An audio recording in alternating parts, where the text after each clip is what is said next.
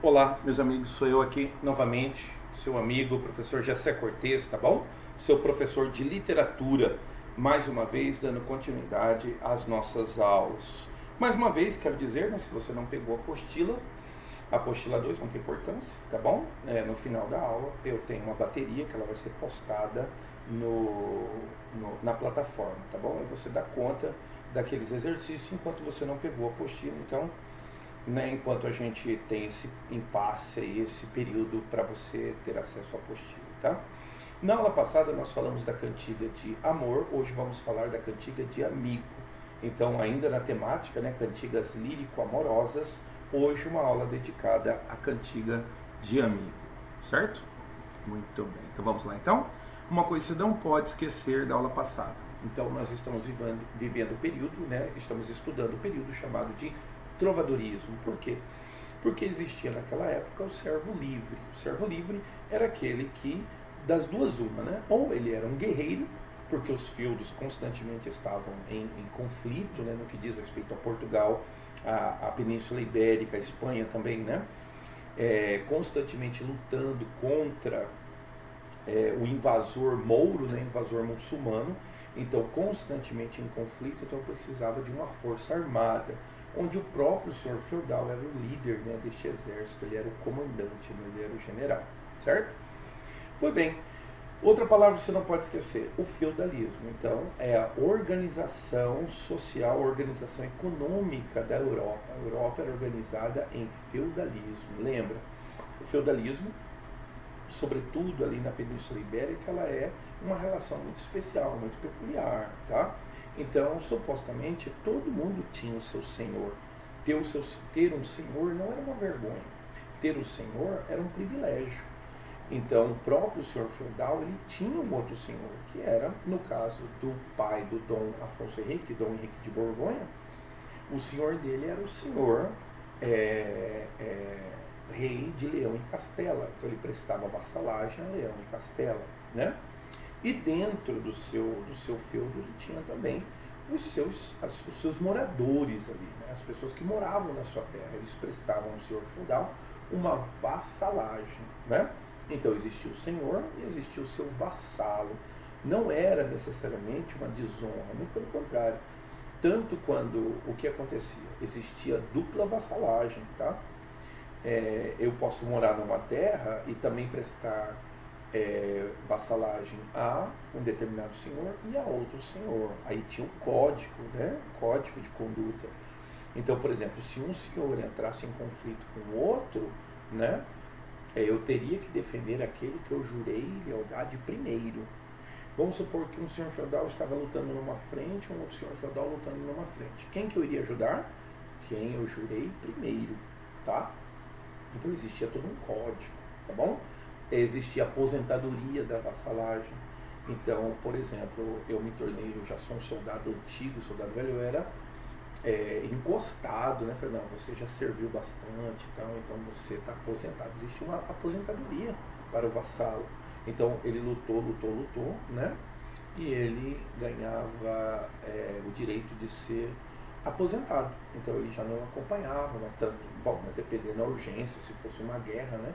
Há registro de um cavaleiro medieval que lutou até os 70 anos. Naquela época, cara, era muito longevo o cara viver 70 anos, entende? Então ele era aposentado. Há alguns senhores feudais, eles tinham o seu campeão, né? É aí que remonta a história de Alcide Campeador, né? O campeão do rei de Leão e Castela e Navarra, né? Das Astúrias. Então, ele era o campeão do rei. Tem um filme muito importante, recomendo, né? O nome do filme é El Cid. El Cid, assista, né? Agora nesse período de quarentena é muito legal entender essa relação da vassalagem, né? Então tudo isso durante o período do feudalismo. Bom, o período do feudalismo ele só se torna possível por causa de um raciocínio, né? Um raciocínio teocêntrico. Nós estamos falando de cantigas lírico-amorosas e essa relação do amor, na aula passada nós vimos a cantiga de amor, é um amor que ele não é sensual, tá? É um amor platônico, é um amor que ele é sobretudo casto, tá? Então então quer dizer que as pessoas não tinha malícia, as pessoas não se relacionavam sexualmente, não é isso, claro que não. Mas a respeito dessa malícia, a respeito desse relacionamento, como é que eu posso dizer, mais carnal, existia, claro, mas ele não era escrito. Então há toda uma tendência o quê? Porque Deus é o centro de tudo, você não desrespeita escrever algo parecido. Não é que não existisse, é que não existiam documentos a respeito, tá bom? Bom, aí na aula passada eu falei que o marco inicial é a cantiga da Ribeirinha, é uma cantiga de amor, né? Supostamente ela era amante, né, do senhor feudal, ela se chamava alguma coisa Ribeiro, por isso o nome a Ribeirinha, né? Muito bem. E nós vimos também na aula passada, elas são divididas em cantigas líricas e satíricas. Hoje nós vamos terminar a cantiga lírica. Na aula passada falamos da cantiga de amor, hoje vamos falar da cantiga de amigo. Então tá, estamos falando das cantigas lírico-amorosas, tá? Nós falamos da cantiga de amor. Cantiga de amor, quem canta é o homem, canta para a mulher, tá ok? Então hoje nós vamos falar da cantiga de amigo. Qual que é a diferença? Na cantiga de amigo, a mulher canta para o homem. Agora, muito importante dizer, tá? É um eu lírico, tudo bem? Por quê? Porque a mulher, ela era impedida de fazer parte dessas companhias, dessas trupes, que eram trupes tanto teatrais quanto, né, de musicistas, tá? Então não existia uma mulher para cantar. Mas como é que era feito? Não, o homem compunha como uma mulher cantando, tá? Então para a mulher não era permitido esse tipo de vida de um trovador, de um menestrel, não era autorizado. Então quem cantava era o homem, mas ele cantava com a composição de uma mulher cantando para o homem. Por isso que a gente diz, o eu lírico ele é feminino. Outra coisa muito curiosa era o tratamento, tá? O tratamento da cantiga de amor, o homem tratava a mulher de minha senhor, tá? Para a cantiga de amigo, a mulher vai tratar o homem de meu amigo. Por isso o nome, né? Cantigas de amigo. Agora, lembra, esse amigo não é porque ele é um colega, não é porque ele é um parceiro, não é porque ele é um vizinho, mora do lado, um colega da escola, não. Até porque naquela época ninguém ia para a escola, né? Os ensinamentos eram feitos na igreja, tá? Não era nada disso. O meu amigo, neste caso, significa que ele é o meu namorado, ele é meu amado. Então, hoje em dia, as pessoas chamam, né? Meu tigrão, coisa parecida, tá? Naquela época não chamava assim, vem cá, meu homem, não chama assim. Naquela época chamava-se o homem de meu amigo. Então, toda vez que ela chamar meu amigo, ela está falando do amado dela, ok? Devido ao quê? Devido a uma temática que vai estar sempre presente. A temática é a saudade, tá? Agora, por que a saudade? Nas cantigas medievais isso é muito específico, por quê? Porque provavelmente esse amado, ele é um cavaleiro medieval. Ele é um cavaleiro cruzado, ele foi lutar nas cruzadas. A partir do ano 1000 da nossa era cristã, foram-se desencadeadas as cruzadas. Nós tivemos a primeira cruzada, né, chamada a cruzada dos mendigos, ou a cruzada dos farrapilhos, né? Que neste caso, lembra, para a estrutura do feudalismo, quem herdava o feudo, quem herdava a terra, quem herdava o reino, era somente o filho mais velho. Isso não quer dizer que o pai não teria vários outros filhos, inclusive até filhos com outras mulheres, tá? Acontecia, né? Por mais incrível que possa parecer, acontecia. E aí, esse filho que não tinha herança, ele via uma oportunidade de conseguir riqueza. Foi assim que eles foram até a Terra Santa, supostamente para lutar pela fé, mas isso também envolvia terras, envolvia riquezas, né? O próprio ideal de cavalaria, ele aparece lá. Dizem que muito do ideal de cavalaria ele foi colado dos cavaleiros muçulmanos. Pensa comigo, ó. Os muçulmanos, eles já tinham a matemática. Há quem diga que aí você pode consultar isso com o professor de matemática, né? Quem inventou o zero foram os árabes. Então, por exemplo, lá na Península Ibérica, lá em Salamanca, né, nós temos o registro de uma das primeiras faculdades a existir na Europa. Então, ele era um grandes estudiosos das estrelas, né? Naquele tempo nós já tínhamos os astrolábios, né? Então, eles eram grandes estudiosos da medicina, né? Há registros de que eles já tinham ou conhecimento, ou, claro, um breve conhecimento, né? Do átomo. Então, os árabes, eles eram muito... os árabes inventaram o talher. Então, quando esses cavaleiros vêm atendendo o pedido do Papa Urbano, eles vêm à Terra Santa, eles vão até a Terra Santa, eles têm um contato com um povo muito apurado, cara. Dizem que é lá que surgiu o talher, os europeus comiam com a mão, eles eram bárbaros. A guerra com o cavalo, né, eles aprenderam com os árabes. Não sei se você lembra, mas os cavalos mais premiados, mais bonitos e mais caros do mundo são cavalos árabes, certo? Então muito se aprendeu com o árabe, inclusive a conduta em batalha. E aí surgem, né, as ordens de cavalaria, que eram homens que faziam juramento. Então muitas das vezes o que acontecia? Ele deixava a amada, a paixão, a namorada lá na Europa, em algum lugar, e vinha guerrear na Terra Santa. Esse período que ele ia prestar como cavaleiro, nossa, esse período ele poderia ser 1 ano, 2 anos, 3 anos, e ele só poderia sair quando ele era, né, autorizado a sair. Então essas ordens tinham um grão-mestre. Esse grão-mestre dava uma carta e autorizava. Meus amigos, muitos reinos da Europa, eles foram concebidos, criados a partir de cavaleiros que voltavam da Terra Santa. Uma história muito bonita, né? Um filme, uma outra sugestão de filme para você, né?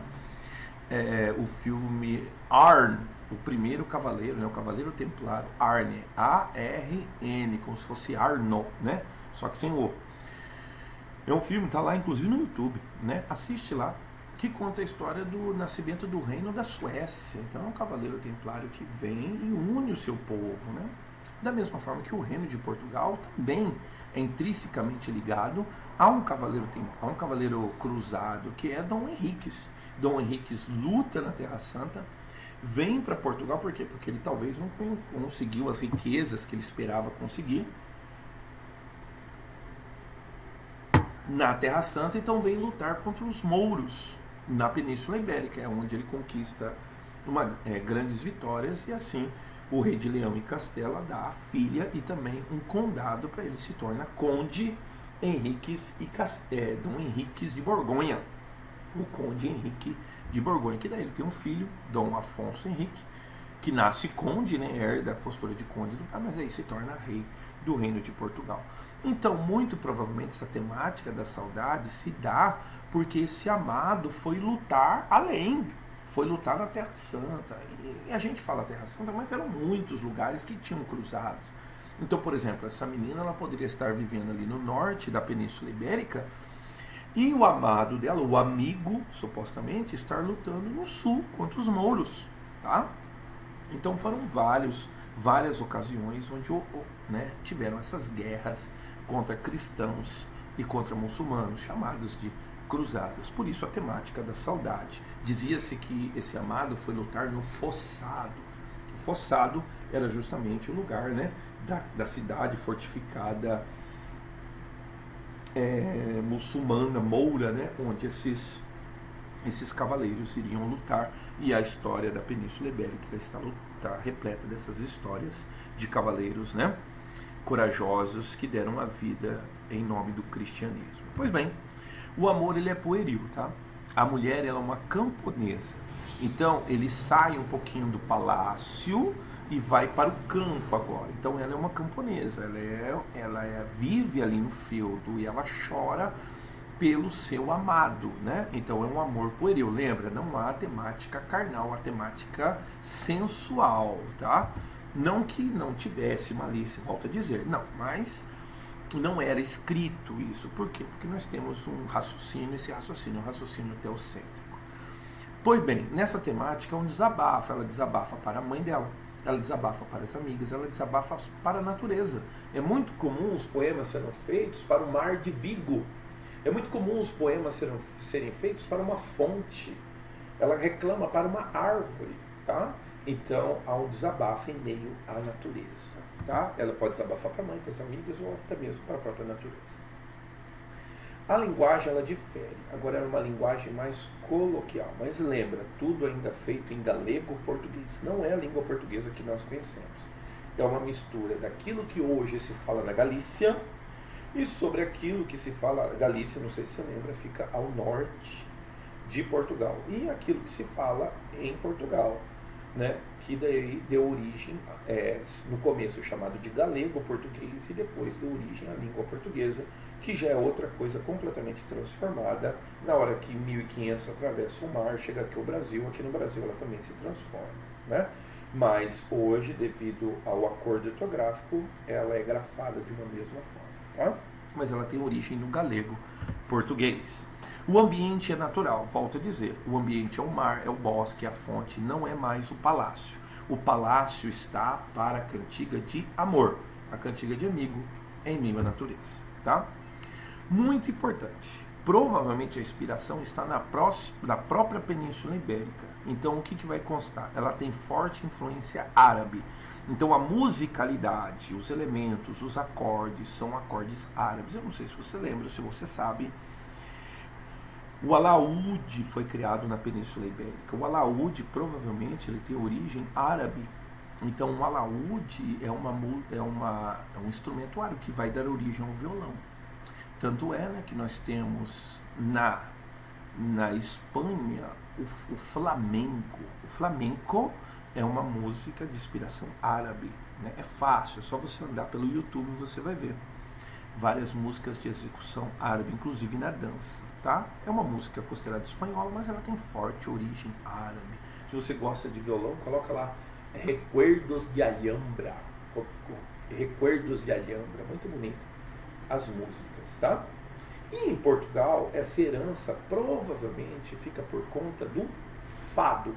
O fado português é de origem ibérica, origem árabe, de influência árabe, né? Bom, eu vou colocar no final do vídeo uma senhora cantando o fado, tá? É um fragmento de um vídeo, então o YouTube tem mania de dar um bloquear tal. Se o YouTube me bloquear o vídeo inteiro, aí o que eu faço? Fica mais fácil para mim. Eu vou cortar essa parte e coloco a parte sem um vídeo e depois coloco num vídeo separado, tá? Se o YouTube não me cortar, já fica pronta a aula. No final da aula eu mostro para você a mulher cantando o fado. Pode ser? Antes, porém, vamos experimentar uma cantiga de Dom Dinis, que foi rei, tá?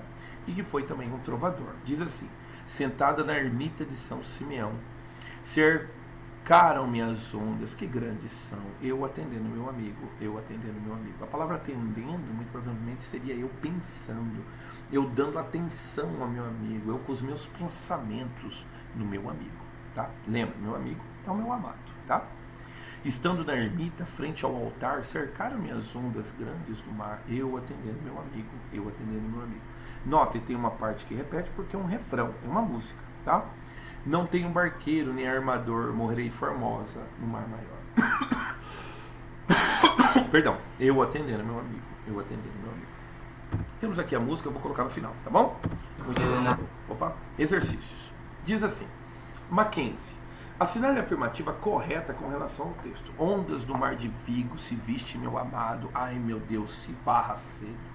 Ondas do mar levado, se viste meu amado, ai meu Deus, se varra cedo.